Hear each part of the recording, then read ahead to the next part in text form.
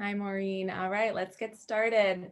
Hello, everybody, and welcome to a very special keynote session today, led by founder and CEO of Enchanted Expeditions, the lovely Judy Carvajal.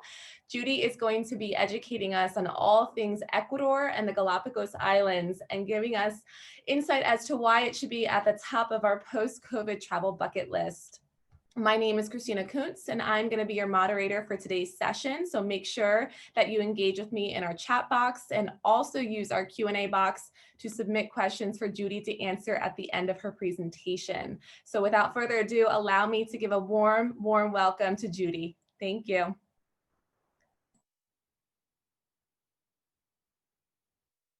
Hello, good morning, good afternoon, wherever you are. Yes, as Christina said, I'm Judy Carvajal, the founder of Enchanted Expeditions, and I will be presenting. Just a second, a little technical thing here. Yeah.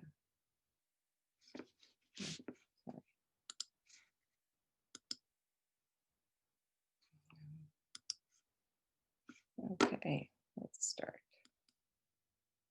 Okay, so the topic, actually, first I'll just explain a bit about my background in Galapagos. I got there in 1977 with a background in evolutionary biology. Was one of the first female guides there. So I've been there, over 43 years. And it's become my home and very much loved. So the point of this presentation is why visiting Galapagos and Ecuador should be a priority. So I'm going to give you an introduction about the country, about its highlights, and about Galapagos.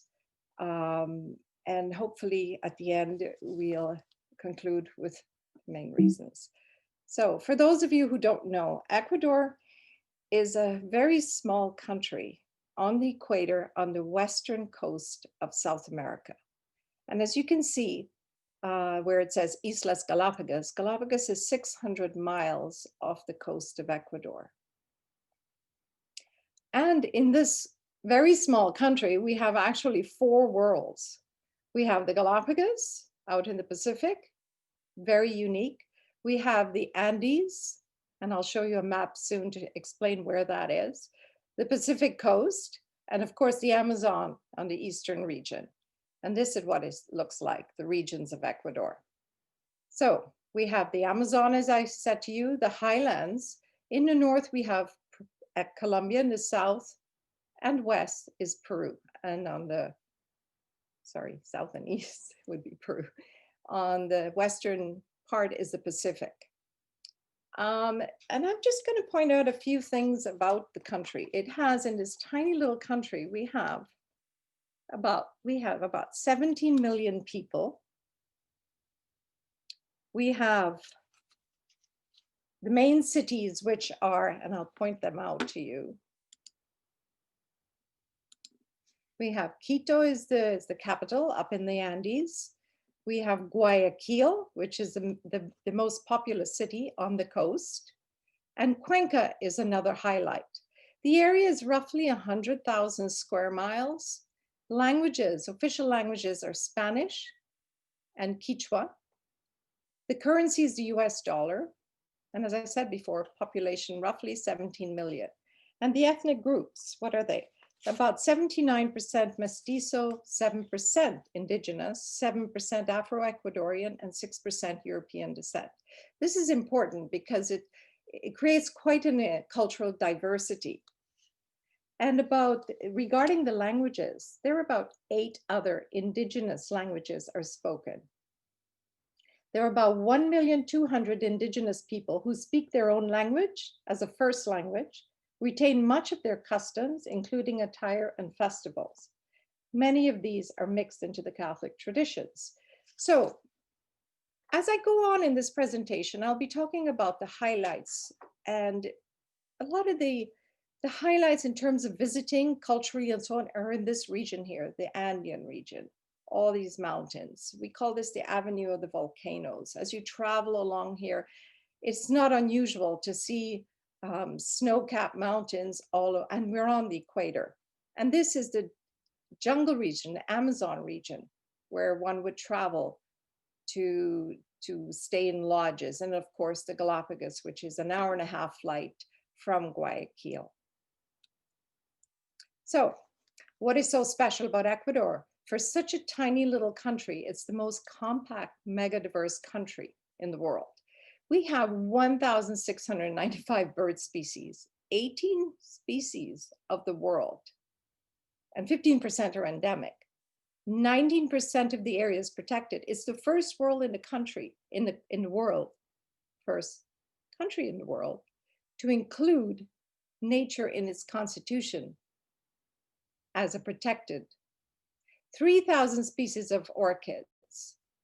That represents 60% of all species in South America. 17 indigenous nationalities, 5 World Heritage Sites. What are they? 2 are cities, Quito and Cuenca.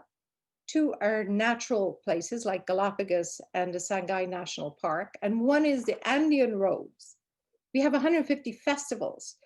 This is important because along the festivals, they're quite colorful, interesting to see if you happen to be around. And they're mixed traditions between indigenous and the Catholic traditions.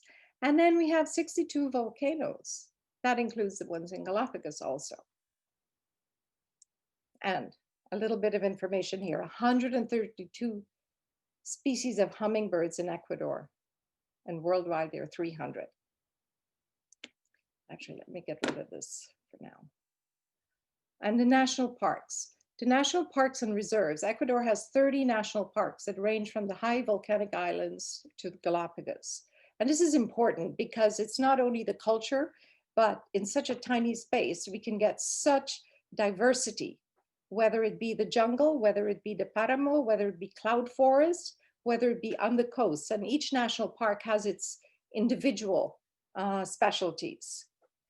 So I'll start here with the Andean highlands. I'm just describing, as I said, the different areas of interest for people in such a small country. Here, the highlights, what are they? The World Heritage Cities of Quito and Cuenca, and what we call the Avenue of the Volcanoes. It's a route that goes from north all the way down south. And as you travel along this road, as I mentioned before, it's quite impressive to see these volcanoes. And in between the countryside with the farms, the villages. And so it's actually quite picturesque. And then also a big highlight in Ecuador are the haciendas. These are several of them several hundred years old. These were farm homes that were turned into boutique hotels, and they vary from one region to another. Community tourism options, Otavalo, around Otavalo, Quilotoa, Cuenca, Cotopaxi. Several communities throughout the country have opened up to tourism. What does this do? You have an opportunity to either spend a day or several days. You learn about their cosmovision, their ways of agriculture, their customs, and they're very welcoming and happy to share. And it also includes them within the economic tourism work of Ecuador. Now, the other part is the adventure, the walking, biking, rafting, trekking, horseback riding, mountain climbing, all of that. Little images. What is it special about Quito? Quito is 486 years old. It's the oldest capital in South America. It was the first city in the world to be declared a World Heritage Site.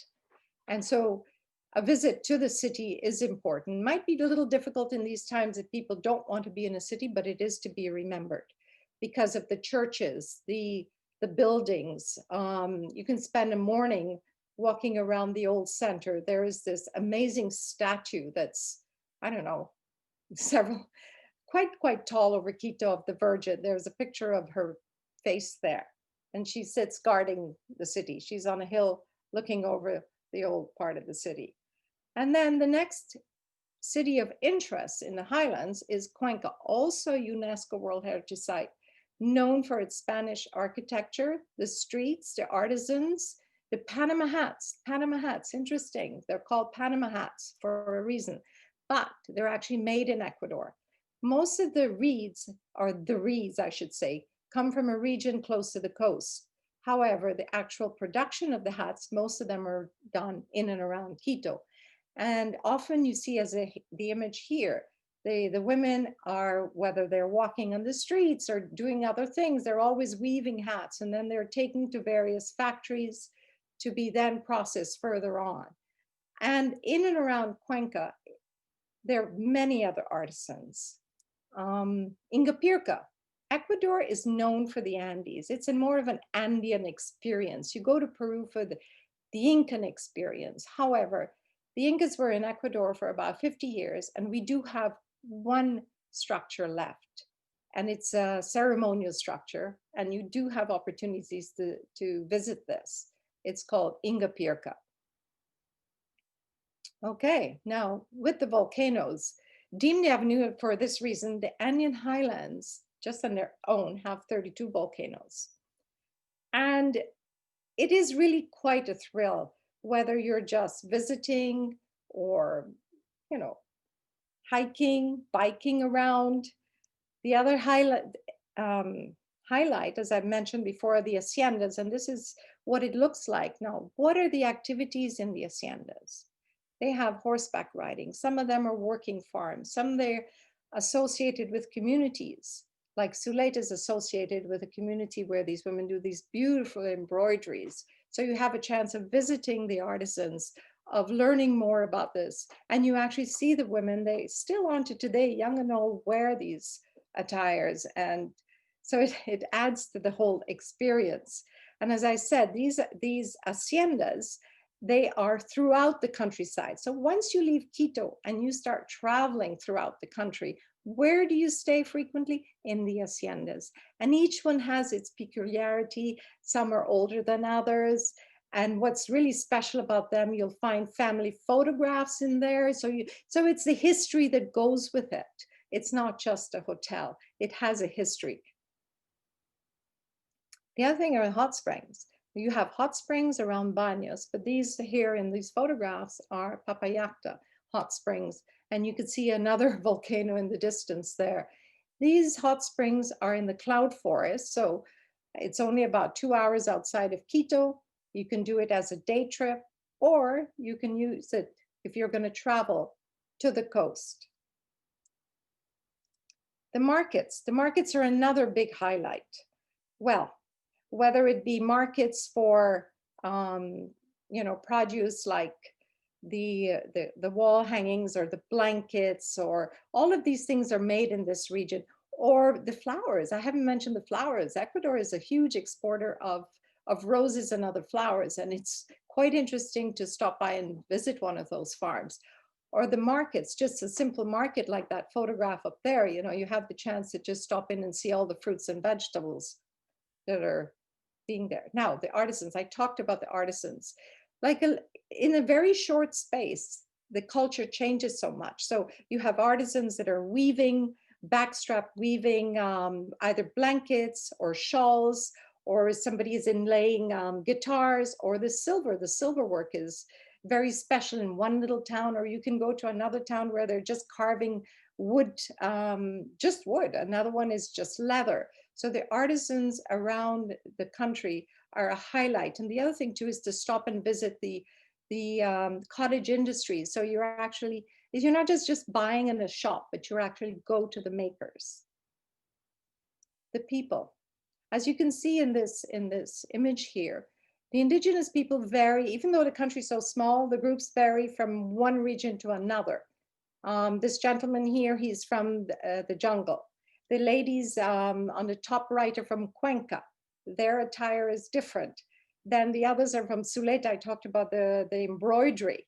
The ones on the bottom right, they're from Saraguro. The other one is from the Chimborazo area, and their dialects vary too. So you do have an opportunity to come in touch with these various communities and experience their ways. Endless activities.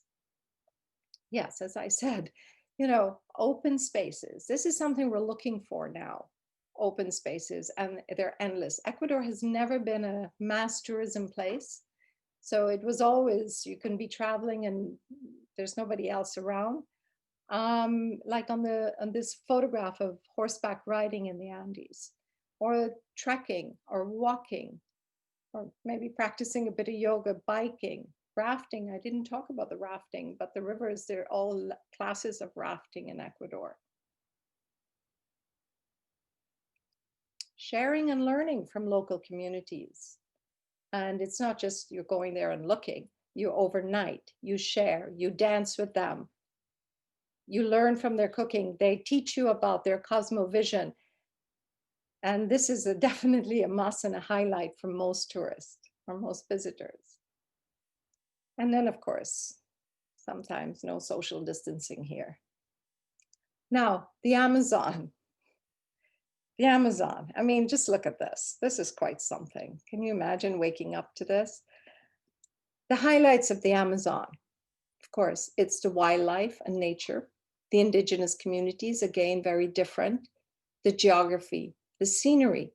And the lodges have, well, not all of them, but some of them have viewing platforms. What does that mean?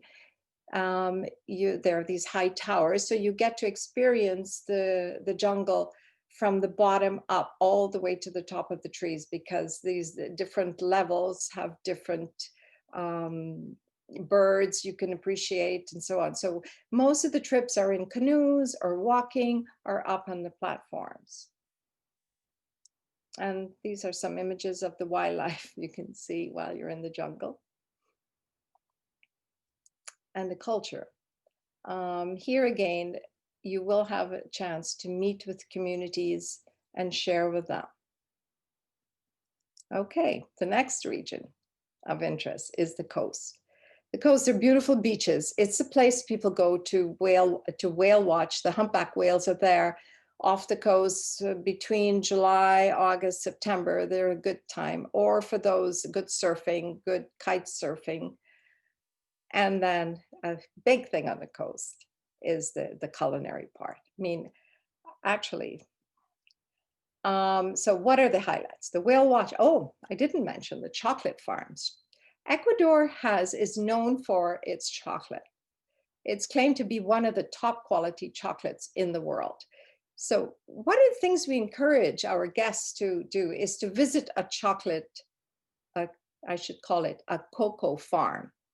And in that experience, like this particular farm that we often take our guests to, this was just a farm. The daughter of the owner studied tourism and then decided to bring the little tourism aspect to it, where guests can visit. They visit the farm, they see how they roast the chocolate, they make it in a very simple way, and then you have lunch there. So here is tourism, an agro-tourism, and people love it because, you know, we all eat chocolate, but we really don't know how it's done. So there are opportunities of experiencing that.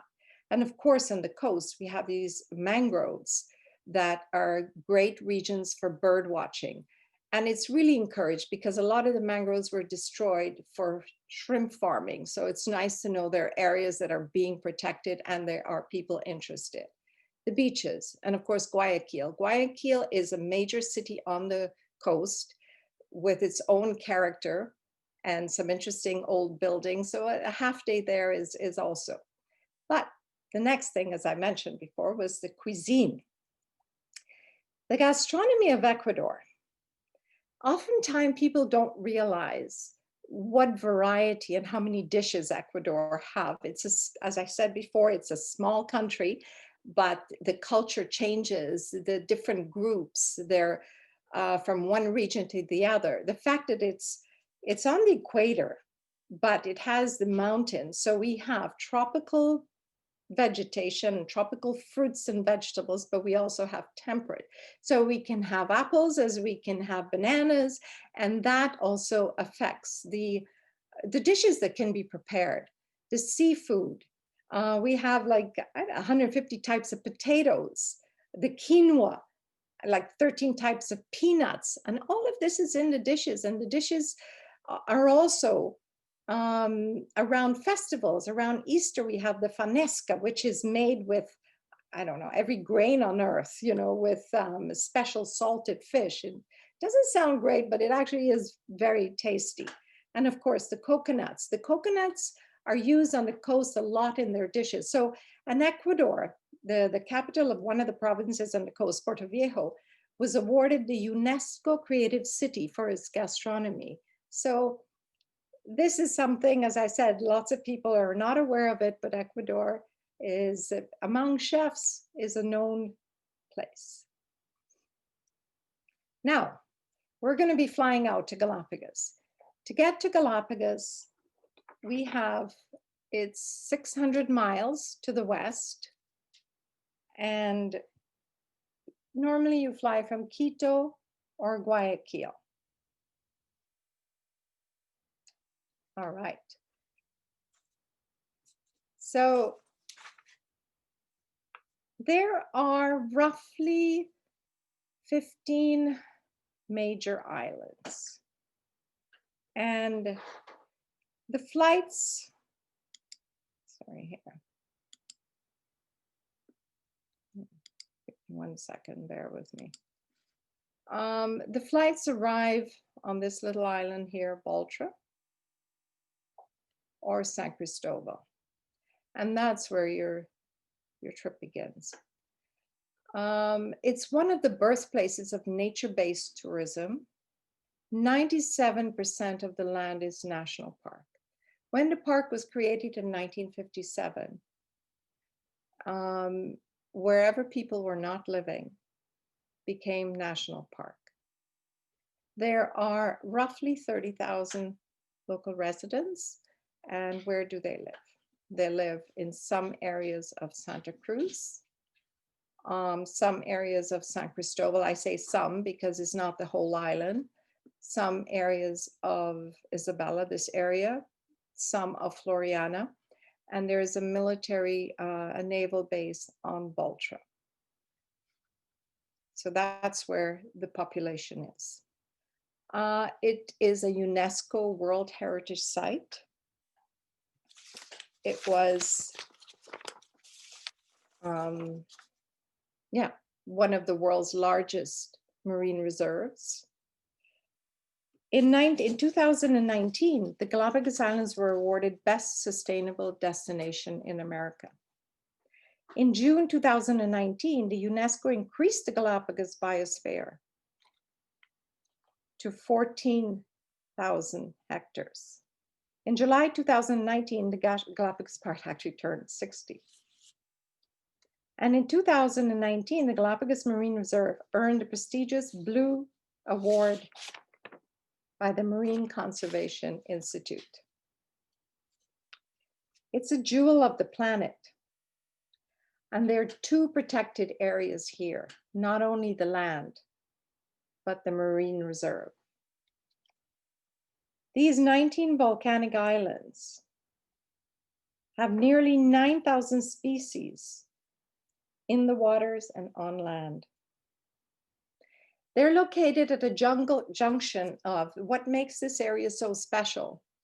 They're located at a junction of currents that come from the Antarctic, the warmer waters from the north, the upflows from the west. So you have this very special environment that has unique to the world. That's why we have, even though it's on the equator, we have penguins, we have sea lions. We have animals there that you would not normally find in the tropics. And of course, because of the isolation, the number of endemic animals is very high. And what makes it very special, it's also very young volcanically or geologically speaking, only roughly 4 million years old. And of course, the animals are not afraid of people. So unlike most places in the world, you can get within a few feet of the animals. You really don't need a telephoto lens to get a good photograph. And the Galapagos land tortoise. The Galapagos got their name were named after them. That's why it's called Galapagos. They're the largest tortoises in the world. They can weigh hundreds of pounds. They're also the oldest. And they actually move faster than you think. And they can go a year without eating. And this is interesting because back in the 1700s, the buccaneers took hundreds and hundreds of these tortoises into the holds of their ships because they would last so long for food. And this is why in some islands they almost went to extinction. And there's currently, well, for many years now, a breeding programs going on at the Charles Darwin Research Station. And one of the success stories was Diego the tortoise recently. The tortoises were just about wiped out on one island. And Diego, he was called Diego because he was taken to the San Diego Zoo many years ago and then brought back to Galapagos in 1976 to help with the breeding with the females that were there. And just this summer, they reintroduced a bunch of tortoises to that island. One of the amazing things in Galapagos are the stunning landscapes. As I said, the islands are young, geologically speaking. So they're evolving at different rates. So it's not only the animals. As you travel around the islands, you can not be in awe of what you see. And of course, as you can see here, these cactus, they're quite different. They're huge. To give you an idea of perspective, look at that boat beside that rock, Kicker Rock. The wildlife. Well, Galapagos is famous for its unique species found nowhere else in the world. And you cannot, I mean, you are not supposed to touch the animals, obviously, but they're fearless. They have no trouble. I mean, you have to step around them, you know, if you're coming, they're not going to move out of the way. These photographs were not taken with a telephoto lens. Just see how close they can come. The marine iguana, the only iguana in the world. This is just an idea of some of the wildlife you see. This is the only iguana in the world that feeds underwater. And what is quite amazing with them is that they can be, on some islands, they're only about 6-7 inches long, and others, they're 3 feet long. So they're different subspecies of the same species. And in some islands, in the breeding season, their colors, there's the skin on the backs go red and then copper green. So even though they don't look too pretty, they're quite amazing, or you'll see hundreds of them on some rocks along the coast. The seabirds. The Galapagos is home to many unique and distinctive birds, among them the Galapagos penguin, the only penguin on the equator. And this penguin is about the size of your water bottle. The albatross, these birds only nest in Galapagos on one particular island. And they're there for a few months of the year, then they're off at sea. And then you have, I don't have images of those, a flightless cormorant. Due to the evolution, the bird has not had it wasn't necessary to fly. We have a flightless cormorant in Galapagos. Or we have the frigates, which is quite amazing to see when they're in breeding season with those big pouches and how they can actually fly with them. The land birds. Well, the famous one is the finch. That's what Darwin used. What Darwin was amazed about when he came to the islands was the variety of how the finches varied from one island to the other. And that's how he came up with his theory of evolution. So we do have land birds. We have owls, the finches, the warblers. So it's, for a bird watcher, the islands, just like the mainland, is quite a mecca for that. And we have a lot of our guests come just for the birds, actually. The boobies are quite funny, actually. The term booby translates from the Spanish clumsy. And the 3 species we find in Galapagos are the blue-footed boobies that everybody is always quite amazing to see those beautiful blue feet, and of course the red-footed and the Nazca booby. And you can see those around. And the marine life. Okay, in 1986, the Galapagos Marine Reserve was created. So that wasn't created before, and it's one of the largest in the world, and it was a good thing it was done. It's one of the few places in the world that really, it's not only what you see above land, it's under and all in the same place. And there is something amazing and magical about snorkeling with a sea lion. And what do you see other than fish and invertebrates? It's not unusual to see turtles right beside you when you're snorkeling, or the spotted eagle rays, the marine iguanas swimming, the penguins, and also various fish and sharks. So it is a highlight. It is a destination for diving, but on the cruises, every single day people do snorkel, if not once, if not twice, once a day for sure. What I'm going to talk about now is, I gave you an idea of what the islands have in terms of highlights. Now, how do you visit the islands? How do you actually experience the Galapagos? Well, you can do that on live-aboard cruises, whereas you arrive, you get on a boat, and you live for a week on the boat or thereabout. And you travel around to these 14 various, but how the national park manages this. And this is important. It's a very well-managed national park. And they came up with a system that within 14 days, you cannot go to the same place. So they've created, okay, you come up with your itinerary, but it's got to be 1 week you're visiting. Like, I'm just using an example here. These are examples from my company, where 1 week we do what we call the Eastern Islands. Another week we do the Western Islands. Now, this is different than the island hopping, where I'll talk about later, because here you can visit, you get to the outlying islands, you get to see a lot more when you do a live aboard. What is important in this experience are the naturalist guides. If, to get the most out of it, you must have an excellent guide.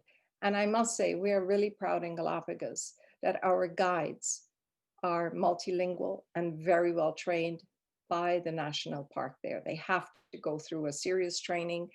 And these are people who are really passionate about the islands. They take care of the islands. So even though they're working for us, they actually work for the national park. And it's really difficult not to find one who is not totally enthusiastic. So you end up leaving these islands with quite an experience. Galapagos is an experiential, is a transformative destination. It's really difficult to come out of there not with something special. I have a client who once said that she left Galapagos being a bird watcher. I mean, or another one who said, I used to buy my lunches always, or my dinners at the supermarket. I didn't like to cook, but now I feel guilty every time I have to take away a plastic container. So even though you're just visiting the islands, in the evenings, the guides will brief you. You come away from this experience learning to appreciate the environment, appreciate the world around you. And what is a daily experience when you're on these liveaboards? You have twice a day land excursions. You have dinghy rides, sightseeing from the yacht when it moves from one location to another, the snorkeling, kayaking, and daily briefings and lectures. What does a typical day look like? Well, normally you're up around 7 o'clock or earlier for breakfast. You go on shore around 8 o'clock.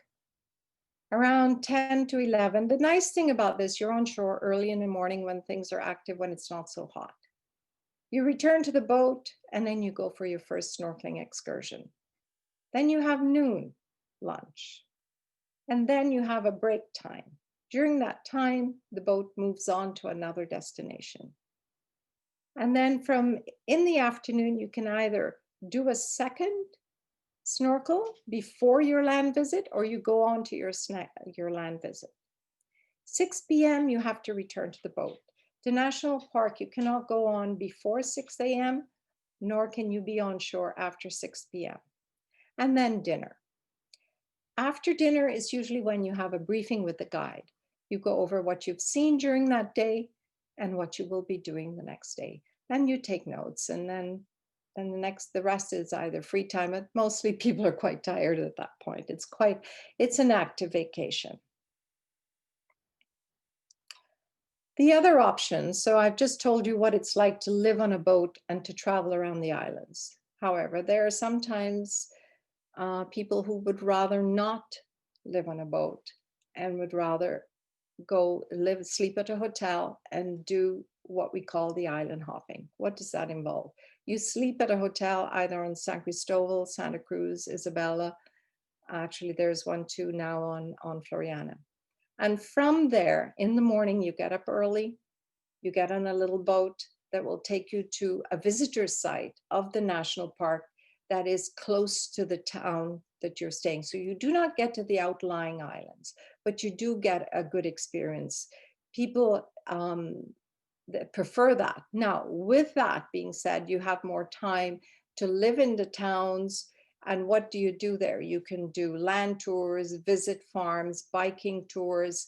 So you coordinate those two. Some people come and they go to the three main islands. They go from one to the other. Actually, what you're seeing here, it gives you a good idea of the size of the tortoise with these bikers. And below there is Isabela, is the Sierra Negra volcano. It's one of the largest, it's about 7 kilometers across there, one of the largest calderas. And here are images of some of the activities that are available, the biking, the hiking. Well, you can do yoga on the beach if you want. It's a great place for yoga vacations, actually. And one of the things here is just featured Puerto Llano Santa Cruz, but you can do this also in Villamil or on San Cristobal. One of the attractions of staying in the town is you interact with the locals. You can visit an art gallery, shop in a little local shop, go to a restaurant, visit a farm, see how they're toasting coffee, or visit the famous Darwin Station, see how they're breeding the tortoises there, or the fish market in Puerto Llano, which is quite interesting with all the sea lions and the pelicans trying to get the leftovers.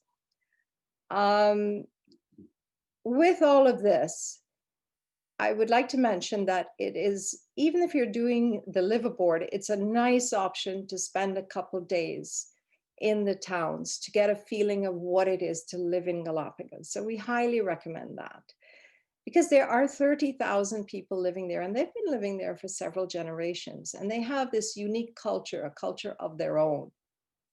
And when you come on a boat and you travel around, and then you leave you arrive at the airport, you leave from the airport, it's unfortunate to miss that.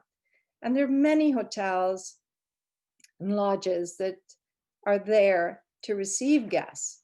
So, and then you get the experience of visiting the highlands, or visiting what is attractive on the 3 different places, the different islands where residents are. And then, of course, one of the special things about Galapagos, it's really for every age. I mean, our clients are from little ones like this to whatever. I mean, we often get multi-generational families traveling. And then, okay. Before I continue here, I was just pointing out what was special about Ecuador and Galapagos. But something terrible happened, as we all know, this year. COVID hit. That's a photograph of me in Galapagos, shopping, covered. And it was just hell. The islands closed down on the 15th of March. We had to get everybody off the islands. There was shock. There was total lockdown, curfew from 2 p.m. in the afternoon to 5 a.m. They really didn't know what to do. They had to close off the islands. So the islands were closed even to residents. There was the occasional flight that came in once all the tourists left and there were planes taking everybody out. The only flights that came in were for medical supplies, medical staff, provisions. And you could leave on those, but nobody was allowed to come in. There were 3,000 residents caught on the mainland. And it took the government a number of months, several months, to figure out the protocols to bring them back, to contain infections, also to prepare the islands. What was the good that came of this? The medical facilities improved, huge improvement, something that we really didn't have that was very good before. So we have proper labs, we have respirators, oxygen tanks, we have things that we didn't have before. And the virus, the spread of the virus was very much contained. That's the good news. However, what is it? Over 90% of the economy in Galapagos depends on tourism. Currently, there's 60% unemployment, 10% sub-employed. The 30%, the rest, they work for the government, NGOs, the Darwin Station. There's a community here that's seriously at risk, an environment at risk. Unfortunately for us, there isn't any help from the government. They're not in a position to do so. So we help each other. So that's the one good thing with Galapagos. The community is small and they're grassroots groups and the community at large that are helping people. And what is the help? It's to eat. So I'll just go to the next slide. This gives you an idea of what's going on there. There's this fellow called Beto Andrade. It's Frente Insular. It's on the top left-hand corner there. I'm having a chat with him to ask exactly what he's doing. And he's helping around 1,000 families. And through donations of produce and money, twice a week, these families get a basket of food. Like this was the image there that says Saturday, the 7th of November. This was last Saturday. That's what they got. And they're images of the families. And okay, on the one side where you see the little farm, these are farmers that have land that are donating their land and people are coming and farming. So there's a huge group effort. I mean, the community has really come together. There are all these chats on WhatsApp. This little message on the side there was a lady who didn't have any food, didn't have any money, and she put it out there, and right away there's somebody there to help her. So there's a serious situation in Galapagos right now regarding this. And what does this do is the poverty, the potential problems with this could lead to the illegal fishing, the poaching, environmental depredation, the long lining. And to add to it all, over several months this year, we had the large Chinese fishing fleet of over 300 boats on the edge of the Ecuadorian exclusive economic zone outside of Galapagos. The thing is, the waters around Galapagos are very rich nutritionally, and obviously they're protected. So they are feeding off or fishing off of that. You just sit on the end, and then a number of them, they come offline, meaning they cut out their AIS and they go into the zone. Now there is no monitoring happening. It's difficult to monitor so much, but when the boats were running, when the tours were going, at least there were boats out there. There was now it's a free for all. Whereas when the tour boats are running around, we're keeping an eye out. The other problem we're having is we're having all this plastic coming, they're dumping their plastic in the ocean and it's washing up on our beaches. And these did not come from China. They haven't been in the water that long. These are labels with Chinese labels on them from those vessels. So we're cleaning up as much as possible. There again, it's a private thing, but we can do a lot more cleaning up if the tour boats were running around doing their part. But it was not a pretty sight this year.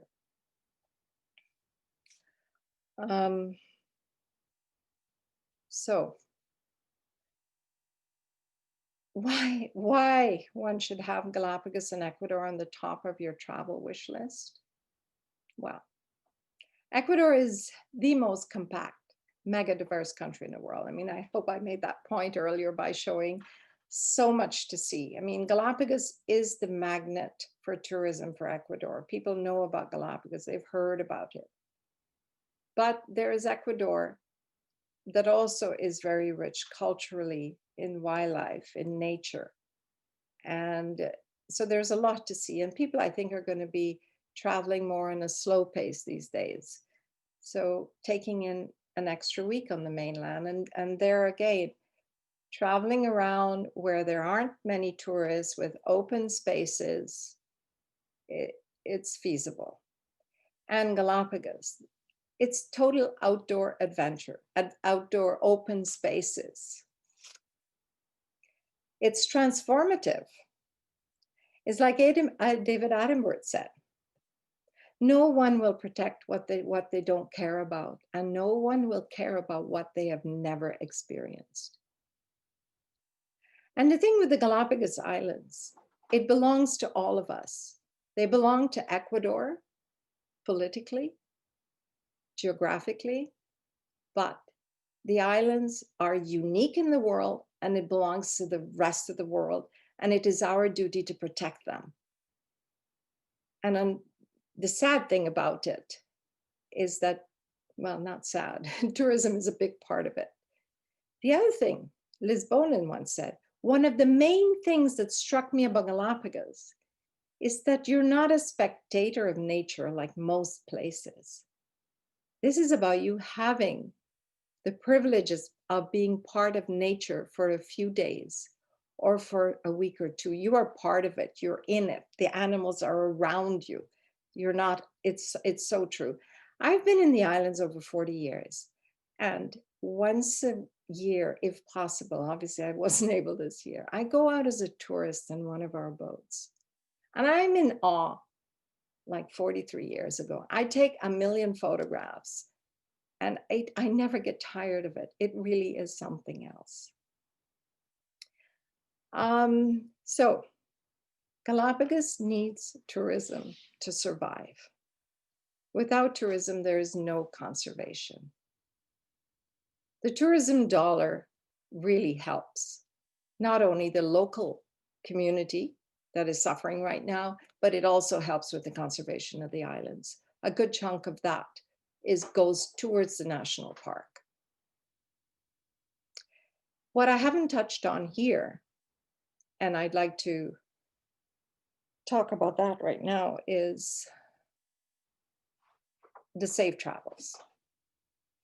Ecuador opened up its tourism, or to tourists, opened up its borders, the airports, I should say, not the land, in July.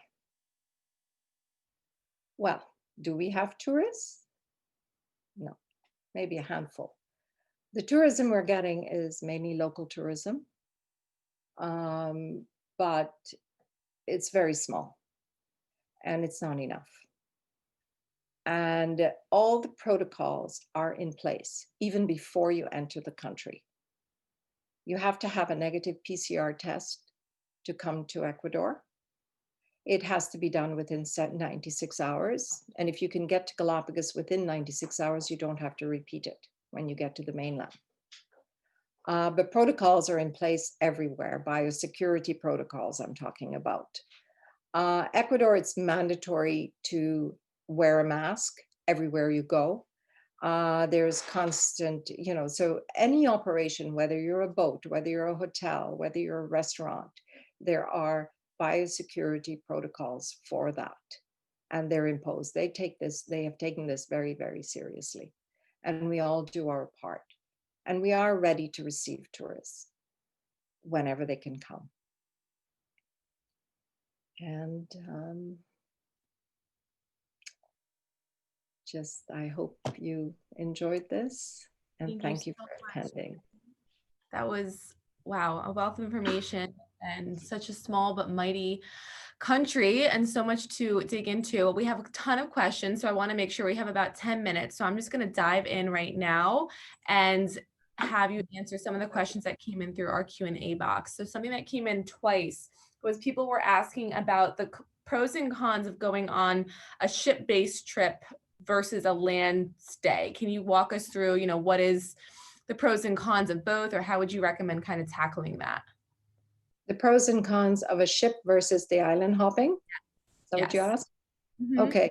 Yeah, they're two different things. I mean, in very simple terms, I call one the main course and the other one the appetizer. Um, the if you really want to see all of the islands, or not all, as much as possible from a wildlife perspective, you need to go on a liveaboard, because the liveaboard accesses many more visitor sites. You go much further away. The other thing, if you're a photographer or very much into nature, the advantage of the liveaboard, you're on shore early in the morning when the activity is more. When you're on an island hopping thing, you get up early in the morning, you get on a boat, and then you take the boat to get to your site. You're not going to get on shore before 9, 10 in the morning, which it's hotter, right? And then you turn around and come back. I'm not saying there's anything wrong with that, but it's a very different experience. If you have clients who are really want to get the most out of Galapagos, I would recommend that, the liveaboard, I mean. That being said, I have met people who have done the island hopping and did not do the liveaboard and had a fantastic experience. One of the things I would like to say with the island hopping, you do have more chance of interacting with the people of the towns you're visiting. Whereas with the other one, no. Now, you know, something happened here in Galapagos during these months that came to me was what a strong community the people are. And it would be nice if even the liveaboard people could spend an extra day or two and get that extra experience of what it is to live in Galapagos. Did I answer your question?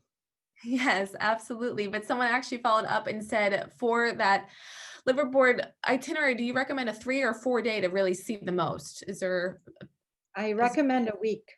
a week? Got it. Yes. Yes. All right, No, let me you know what? scroll This is a to my once in question. a lifetime. It's an expensive destination.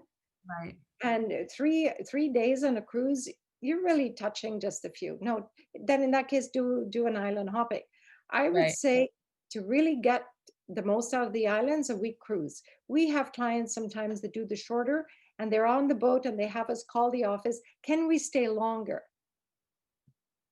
I love that. Yeah, absolutely. Well, that goes into my other question people were asking, how many days do you recommend to really know the volcanoes and islands? And it sounds like you need time to really digest this destination. Oh yes. No, I mean I wouldn't go there for less than 2 weeks. 2 weeks is the minimum.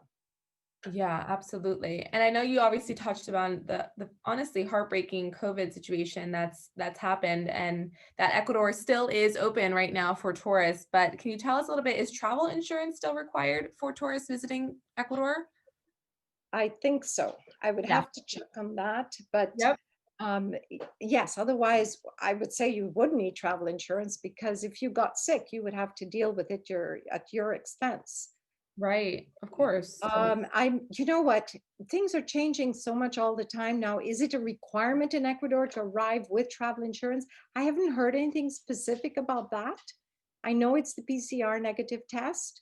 There was a period last year where the government started to want to require people to have travel insurance because the medical system in Ecuador, you could, as a tourist, use the public system for free. And that was a load on the system. So they wanted to stop that. So I'm not 100% sure. Totally. And then, on the COVID spectrum thing, everyone's asking, how are there ways that we can help? How can we help? Obviously, tourism is what's needed, but is there other ways that we can help or donate? Is there some kind of call to action that I can share with our attendees who are really honestly heartbroken to hear about what the struggle is like there right now? There are, yeah, well, well, not young, but this man from the Frente Insular, um, I know he's just asked if there are people that would help a little more because it's not every week does he get enough money. Yeah. Um, yes, there are. That's the one that I'm supporting myself personally, and we've helped in different ways, and a number of people, because I talked to him, I know what he's doing, but I'm sure there are others. Of course, of course. But if people can reach out to me, at Judy at enchantedexpeditions.com, more Mhm. directly, I can put them in touch with whoever. Yes, help is needed. Absolutely. Thank you for that, Judy. On other notes on the Galapagos, I did have some questions come in. What is the largest boat you use to travel to the Galapagos, or through, rather? Okay, well, personally, no. Personally, our boats are 16 passengers, but they're up to 100 passenger boats. They're companies. There are about 5 boats for up to 100. They carry 100 passengers. That's the maximum the national park would allow. Got it. And someone else asked, when are the seas likely to be the calmest in the Galapagos? From December to May. It tends to be rougher because we have, what I didn't mention, we have 2 seasons in Galapagos. Even though we're on the equator, it's not tropical all year. We have a cool season, which starts around June. It starts to get cool, and it gets quite cool, and it's rougher until December. And that's because the Humboldt current, which is coming from the Antarctic, is going through, it comes and hits the equator and goes west. And so it affects the water. That's why we have animals that belong to cooler climates. So the water is rougher, it's cooler. It's what we call the Garua season. And then the calmer side, then come December, it's transitioning into the warmer season. The northern currents are stronger.